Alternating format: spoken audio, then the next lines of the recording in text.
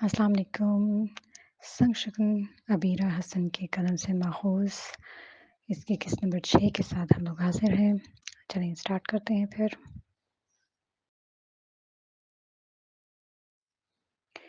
सरहद पार से कश्मीर में होने वाले आए दिन के हमलों की जद में इस बारान का इलाका भी आ गया था। दुश्मनों के किए गए हमलों ने आधे से ज़्यादा इलाके को तबाह कर दिया था। कई घर जल गए थे, कई ख़ानदान बर्बाद हो गए थे। बाट हाउस में उस दिन राहीन की सालगिरह का एहतमाम किया गया था। पूरा घर दुल्हन की तरह सजाया हुआ था। राहीन और असलान अपने अपने कमरों में तैयार होने गए थे कि तभी इलाके में हाहाकार मच गई थी। लोगों की चीखों पुकार और गोलियों की आवाज़ से फिजा लरज़ उठी थी। इनके इलाके के बहुत से घरों में आग लगाई जा रही थी। असलान ने खिड़की से झांक कर बाहर देखा और इसी वक्त इसके कमरे की खुली खिड़की से किसी ने पेट्रोल से भरी बोतल में आग लगाकर बोतल ऊपर फेंकी थी। और फिर एक ही बोतल पे इक्तफा नहीं किया गया था। एक के बाद एक कई सारी बोतलें घर की छत और घर के दाखिली दरवाजों पर फेंककर घर को आग लगा दी गई थी। मिनटों का खेल था। कमरे के सिवा छत पर भी पेट्रोल की बोतलें गिरते ही आग लग चुकी थी। आग लगते कमरे से असलान तेजी से भागते हुए बाहर निकलने लगा था, मगर राहीन बाथरूम में थी। इसका ख्याल आते ही असलान ने पलटकर तेजी से दरवाजा धड़धड़ाते हुए बीवी को बाथरूम से बाहर निकाला था, मगर तब तक इसका आधे से ज्यादा दरवाजा आग पकड़ चुका था। असलान दीवानावार कमरे की दूसरी खिड़की का तक भागा था, जो नीचे सहन में खुलती थी। सामने ही सहन में मुतवहिश सा यज़दान दाईं तरफ गोद में यूशा और बाएं तरफ यशार का हाथ थामे खड़ा था। यज़दान, दानी मेरे भाई, भागो, बच्चों को लेकर भागो, पिछले दरवाजे से बाहर भागो, मैं तुम्हारी भाभी को लेकर आता हूँ। असलान ऊपर से चीखा था और तभी यज़दान अपनी गोद में मौजूद यूशा के साथ यशार को भी बमुश्किल गोद में उठाकर बाहर भागा था। यशा भी बाप की आवाज़ सुनकर नीचे ड्राइंग रूम से बाहर निकल आया था, मगर तब तक असलान राहीन को इस आग से बचाने के लिए वापस पलट गया था। इनके बेडरूम का दरवाज़ा मुकम्मल तौर पर जल चुका था। पूरी दीवार ने आग पकड़ ली थी। असलान कमरे से बाहर निकलने के लिए दरवाजे के दाएं तरफ आधी से ज़्यादा जली दीवार पर ड्रेसिंग के स्टूल को मार कर बाहर निकल जाने की जगह बनाने लगा था। राहीन भी रोते हुए लरजती कांपती भागकर खिड़की तक गई थी। उसने नीचे ही आंगन में यशब को खड़े देख लिया था।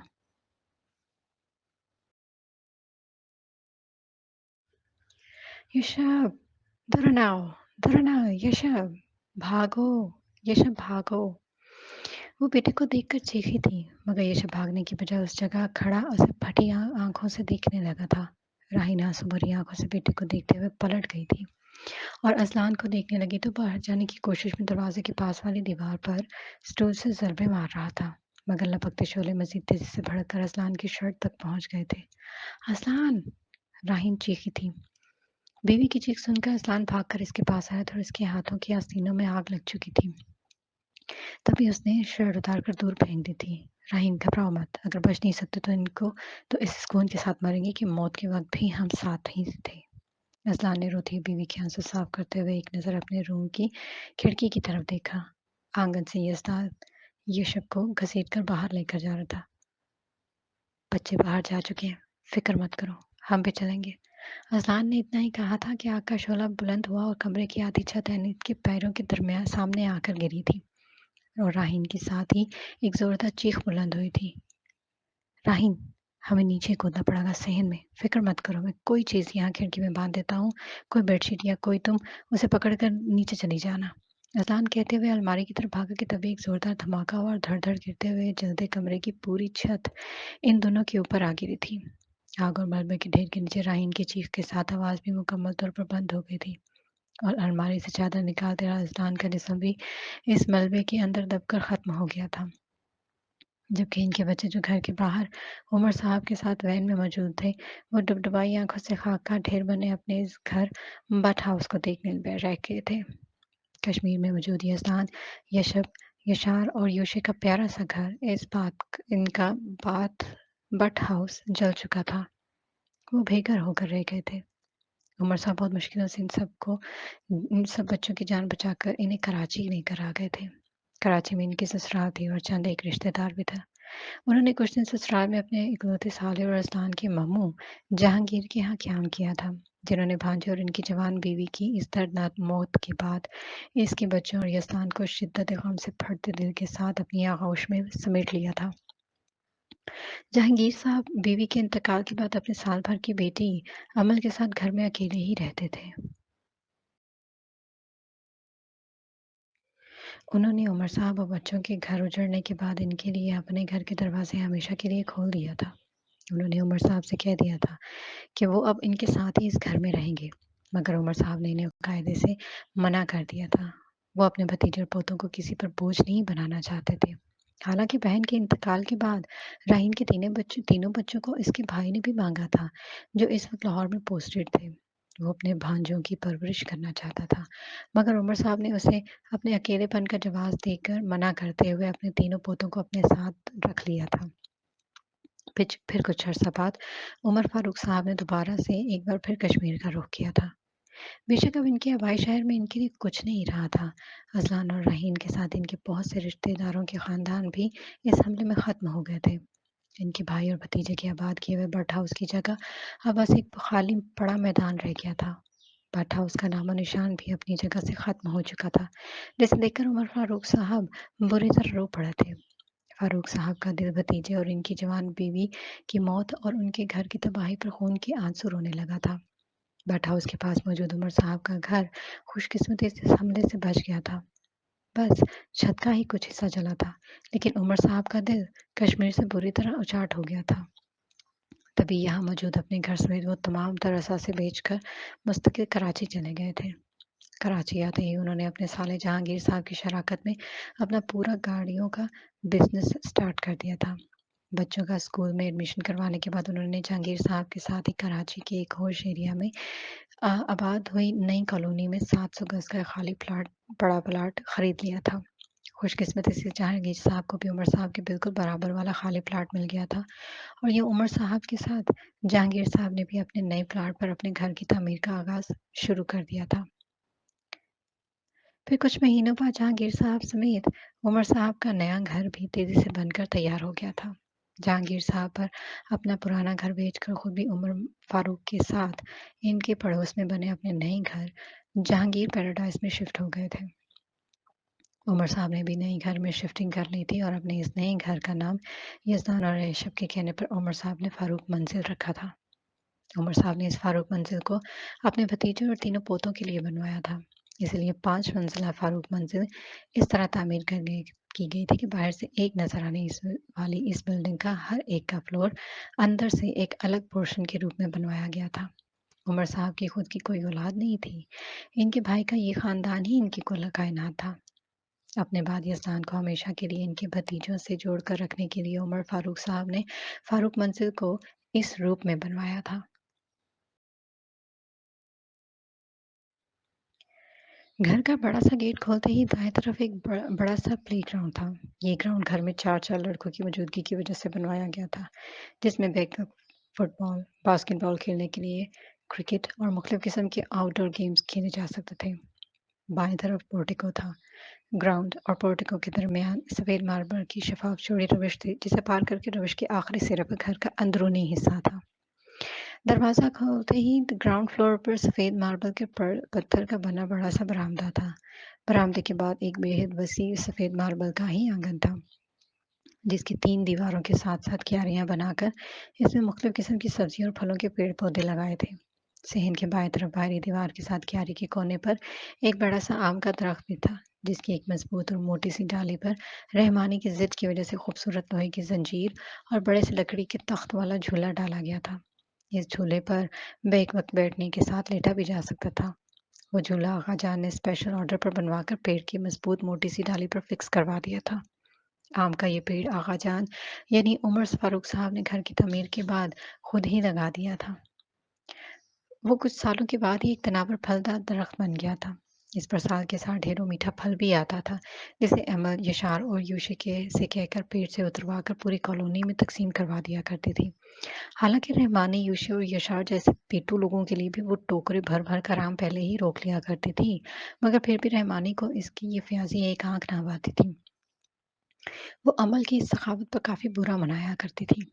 आंगन के इसी बाएं तरफ कयारी के साथ एक खुली गली नुमा रास्ता पिछले सहन तक जाता था, जबकि आंगन की दाएं दीवार में दाखिली दरवाजे के साथ एक बैठक थी। इसके बाद एक गेस्ट रूम था। गेस्ट रूम के साथ एक खूबसूरत नमाज का रूम बनाया गया था। इन तीनों कमरों के बाद दाएं से बाएं तरफ जाते गोल्डस्टोन पर मुश्तमिल वसीब बरामदा शुरू हो जाता था, जिसे पार करके दाएं तरफ ड्राइंग रूम, फिर टीवी लाउंज और एक स्टडी रूम बनाया होता था। इसके बिल्कुल सामने बाएं तरफ 4 बेडरूम्स एक के बाद एक लाइन से इस तरह बने हुए थे कि सबसे पहले आगा जान का बेडरूम था, इसके बाद यूशब और यज़दान का कॉमन बेडरूम था और उनके बाद इशार और यूशे का बेडरूम था। आखिर और बिल्कुल कोने वाला बेडरूम अमल और रहमानी का था। कमरों के बीच में खाली पड़े बड़े से रकबे वाली जगह को हॉल की शक्ल दे दी गई थी, जिसे बेहद खूबसूरत फर्नीचर, दीदा से भारी पर्दों, फानूस, नर्म मुलायम कालीन और खूबसूरत शोपीसेस से आरास्ता करके नहायत खूबसूरती से सजाया गया था। हाल का दूसरा दरवाज़ा पीछे वाले आंगन में खुलता था। पिछला आंगन भी सफ़ेद मार्बल के पत्थर का बना हुआ था। आंगन की शुरुआत में ही दाएं दीवार में एक बड़ा सा अटैच बाथरूम था, जिसे यूशे शाही हमाम कहता था। इस बाथरूम में बाथ टब होने के बावजूद इसका हदूदर्ब इतना ज़्यादा था कि बकौल यूशे इनके शाही हमाम में आसानी से भाग भाग कर नहाया जा सकता था। बाथरूम वाली दीवार भी थोड़ा आगे एक स्टोर रूम था और इसके बाद आंगन के आखिरी सिरे पर दाएं तरफ पानी की मोटर के साथ कपड़े धोने वाली मशीन रखी थी, जहां हफ्तावार कपड़ों की धुलाई का काम जोरों शोर से किया जाता था। बाएं तरफ के कुछ हिस्से को कच्चे सहन का रूप दिया हुआ था, जहां रहमानी का छोटा सा जू भी था। इस जू में तोते, खरगोश, चिड़िया, कबूतर, बत्तख बत्तख, चूजे और मोरों का एक जोड़ा भी था। इसके साथ ही एक छोटा सा डरबा बकरियों और भेड़ों के लिए भी था। बकर ईद पर कुर्बानी के जानवर भी इसी जू में लाके रखे जाते थे। इस हिस्से को ऊंची सी लकड़ी की बाड़ लगाकर आंगन से अलग कर दिया गया था। बाथरूम के बिल्कुल सामने वाली बाएं दीवार के अम, सामने ही एक बड़ा सा कमरा था, जिसे पेनिट्री कहना ज्यादा मुनासिब होगा, क्योंकि उस रूम में साल भर का राशन भरा रहता था। पेनिट्री के आगे एक वसीम और इस खुला हुआ खूबसूरत सा किचन था, जो बदलते वक्त की ज़रूरतों के साथ देसी विदेशी दोनों स्टाइल्स का इम्तिजाज बन चुका था। किचन की एक बड़ी सी खिड़की सहन में तो दूसरी पिछली तरफ वाले रोड पर खुलती थी। फारूक मंजिल के दूसरे फ्लोर का नक्शा भी सवाई आंगन के फर्क के नीचे की तरह क्या ही था। ऊपरी फ्लोर ग्राउंड फ्लोर के दूसरे वाले अंदरूनी बरामदे के ऊपर बना हुआ था, जो निचले फ्लोर के पीछे वाले वसीय और इस आंगन के आधे हिस्से तक चला गया था। दूसरे फ्लोर समेत ऊपर के बाकी फ्लोर्स नीचे के मुकाबले मज़ीद खूबसूरती के साथ जदीद स्टाइल के तकाज़ों को मद्देनज़र रखते हुए बनाए गए थे। हर कमरे में अ, अटैच बाथ भी मौजूद था। कमरों में बालकनी में बनाई गई, जहाँ मुख्तलिफ खुशबूदार फूलों के पौधे लगे थे। ऊपर बने किचन में अचालियन थे। बरामदे में एक तरफ खूबसूरत झूलों वाले सोफ़ों का भी इज़ाफ़ा किया गया था, तो दूसरी तरफ खूबसूरत तख्त भी बिमा काओ तकिए मौजूद थे। ऊपरी फ्लोर के बरामदे के आगे के हिस्से पे नीचे आंगन में झांकने के लिए 3-3 फुट ऊंची रेकिंग भी लगाई गई थी। ऊपरी फ्लोर पर जाने वाली सीढ़ियां नीचे ग्राउंड फ्लोर के दाएं तरफ बैठक के ऊपर से जाती थी, मगर एक दूसरा रास्ता करके पिछली तरफ अलग से सीढ़ियां बनाकर भी निकाला गया था, ताकि कभी ऊपर बाहर के रास्ते से जाना हो तो उस रास्ते को इस्तेमाल किया जा सके। सीढ़ियों के इख्तिताम पर एक बड़ा सा लोहे का गेट भी था, जिसमें अंदर से ताला लगा दिया था, क्योंकि वो बाहरी रास्ता इस्तेमाल नहीं होता था। ऊपरी फ्लोर अभी ज़्यादा इस्तेमाल में नहीं आता था। इसे बस मेहमानों की वजह से खोल कर रखा गया था, ताकि बवक्त ज़रूरत इस्तेमाल में लाया जा सके। और ये ऊपरी फ्लोर यज़दान के लिए था, जिसे यज़दान को अपनी शादी के बाद आबाद करना था। इसके ऊपर का थर्ड फ्लोर यशब का था, जिसकी सीढ़ियाँ यज़दान के फ्लोर से ही ऊपर जाती थी और इस थर्ड फ्लोर के लिए भी पिछली तरफ बाहरी सीढ़ियाँ मौजूद थीं। फोर्थ फ्लोर यशार और सबसे ऊपर का आखिरी और पांचवा फ्लोर यूशे के लिए था। जज़दान वाले फ्लोर के सिवा बाकी फ्लोर्स मुक़फ़िल पड़े रहते थे। बस समझिए यूशे ही रोज़ शाम को जाकर दूसरे फ्लोर समेत बाकी सारे फ्लोर्स की लाइट्स वग़ैरह ऑन कर दिया करते थे, या हफ़्ते के हफ़्ते काम वाली ज़रीना से छत से ले जाकर दूसरे फ्लोर तक की सफाई कराने का काम अम्मल की ज़िम्मेदारी था। आगा जान ने यज़दान, यशब समेत यशार और यूशे से कह दिया था कि मुस्तक़बिल में इन चारों में से जिनकी बीवियों को एक-दूसरे के साथ बनती हो, वो चाहें तो एक ही फ्लोर पर रह सकते हैं। मगर आगा जान ने इन चारों से ये भी साफ़ तौर पर कह दिया था कि उन्होंने फ़ारूक मंज़िल को 5 मंज़िलों में इसीलिए तामीर करवाया है कि अगर यश, यशार दानी और यूशे की शादियों के बाद चारों की बीवियों के आपस में ना बने, तो हर बंदा अपने-अपने फ्लोर पर अलग रहकर अपने किचन भी अलग कर सकता है।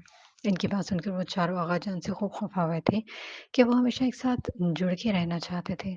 मगर आगा जान अब इसे इन्हें जुदा करने की बातें कर रहे थे। आगा जान का पॉइंट ऑफ व्यू भी क्लियर था। इनका कहना था यज़दान, यशब, यशार और यूशे चारों के बीच भाई और चचा-भतीजों का रिश्ता था। इसलिए इनकी आपस में मिसाली मोहब्बत होना तो कोई ताज्जुब की बात नहीं थी। लेकिन इनकी आने वाली बीवियों की मुस्तकबिल में आपस में यकजहती हो, इसकी कोई गारंटी नहीं थी।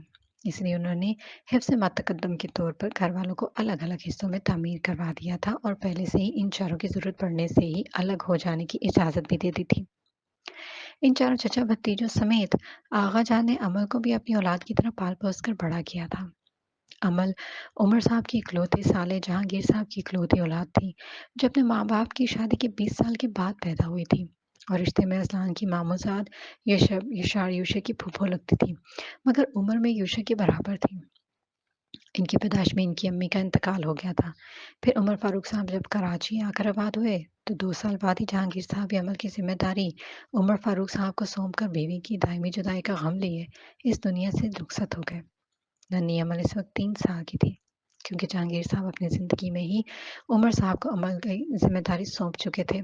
इसलिए जहांगीर साहब के इंतकाल के बाद अमल ने ननिहाल वालों ने भी अमल के मामले में खामोशी इख्तियार कर ली थी और एक किनारे हो गए थे। वैसे भी अपने बच्चों की मौजूदगी में एक यतीम और बेआसरा बच्चे की ज़िम्मेदारी और इज़ाफ़ी बोझ कौन बेवकूफ़ उठाना पसंद करता है। तभी अमल के मामूओं ने भी उसकी तरफ से लाताल्लुकी इख्तियार कर ली थी।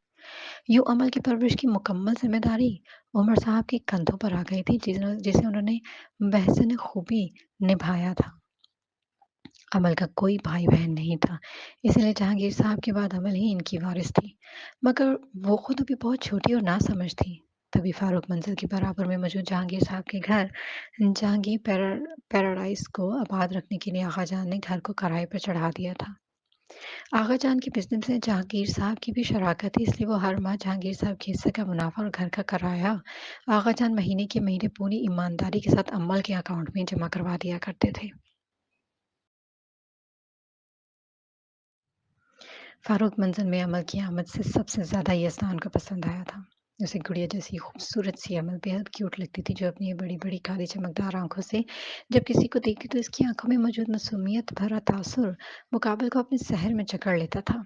यज़दान नन्ही अमल को गोद में उठाए घुमा करता था।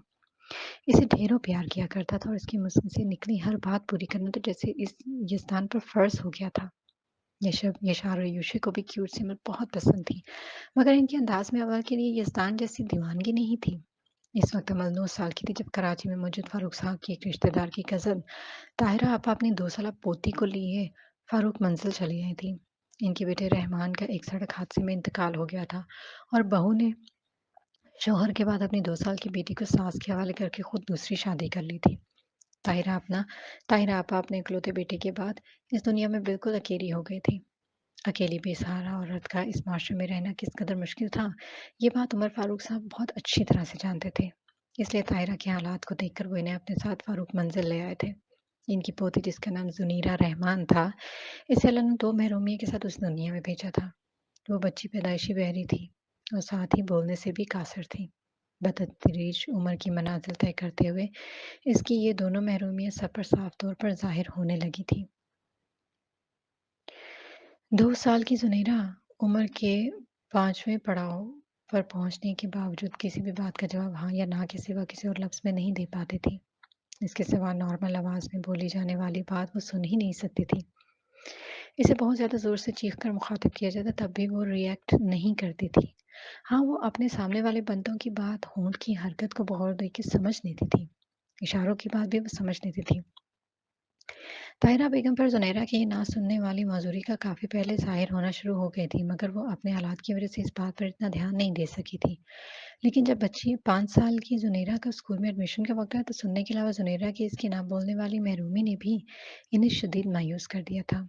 इनकी बहुत ज़्यादा कोशिशों के बाद वो एक थोड़ा-थोड़ा बोलने तो लगी थी, मगर 5 साल की उम्र में भी इसकी ज़ुबानी बोले जाने वाले अल्फ़ाज़ 7-8 माह बच्चे के जैसे गैर वाज़ेह थे। ना वो ठीक से बोल पाती थी और ना ही सुन पाती थी। इसलिए इसका किसी स्कूल में भी एडमिशन नहीं हो सका था। बल्कि स्कूल प्रिंसिपल ने सुनीरा को गूंगा बहरा मानकर ताहिरा बेगम को मशवरा दिया था कि वो इस बच्ची का किसी स्पेशल स्कूल में एडमिशन करवाएं।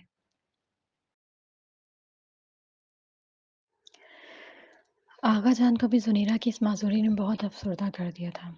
इसलिए उन्होंने किसी अच्छे डॉक्टर्स को भी दिखाया था। मुख्तलिफ टेस्ट करवाने के बाद डॉक्टर ने इन्हें बताया था कि सुनहरे दाहिने कान से मुकम्मल तौर पर बहरेपन का शिकार थी और इसके बाएं कान में 20% आवाज़ आती थी। दाएं कान का ये बहरापन दूर करने के लिए डॉक्टर्स ने ज़नीरा का ऑपरेशन लाजमी करार दिया था।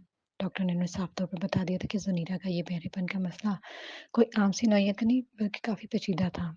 इसके कान से दिमाग तक जाने वाली एक नस मुकम्मल तौर पर ब्लॉक थी।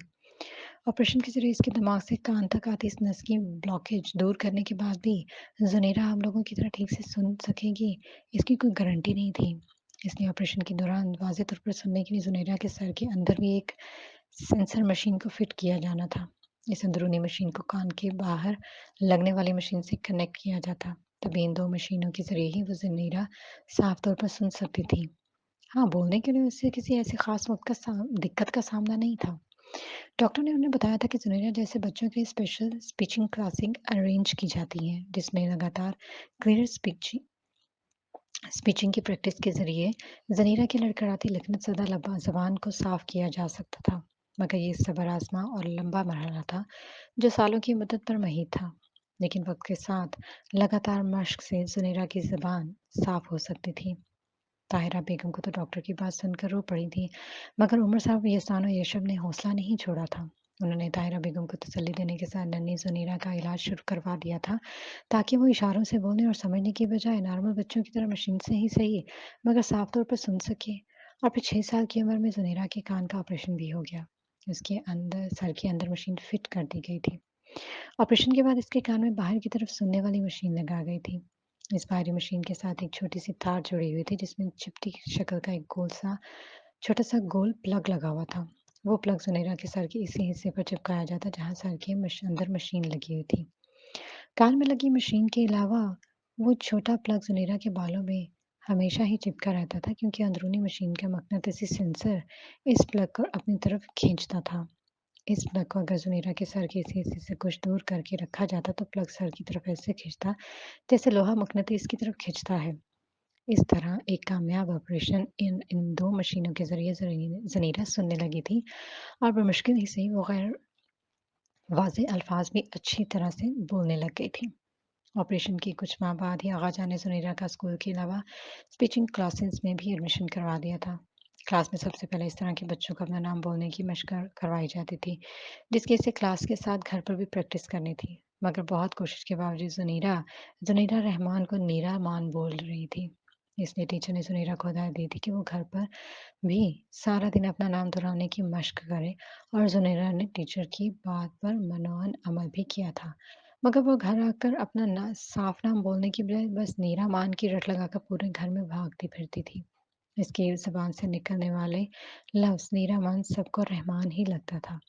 इसलिए उसके बार-बार की नीरा मान की गर्दान सुनकर यूशा ने उसे लड़की होने की वजह से रहमान की जगह रहमानी का टाइटल दे डाला था। वैसे भी रहमान ज़ुनैरा के वालिद साहब का नाम था, और यूँ ज़ुनैरा को अपने बाप से मिलता अपना ये नाम इस कदर पसंद आया था कि उसने खुद को ज़ुनैरा रहमान की जगह मानी यानी रहमानी बोलना शुरू कर दिया था, और फिर सभी ज़ुनैरा को उसके नाम की बजाय रहमानी कहकर बुलाने लगे थे। फारूक मंजिल के सिवा स्कूल फ्रेंड्स और पड़ोसियों सबके लिए नन्ही ज़ुनैरा रहमानी बन गई थी। ज़ुनैरा 7 साल की थी जब एक रात अच्छी भली सोई ताहिरा बेगम दोबारा उठ नहीं सकी थी। वो पोती की महरूमी का गम दिल में लिए इस दुनिया से चली गई थी। ताहिरा बेगम के इंतकाल के बाद उमर साहब समेत बाकी सब ने रहमानी का मज़ीद ध्यान करना शुरू कर दिया था।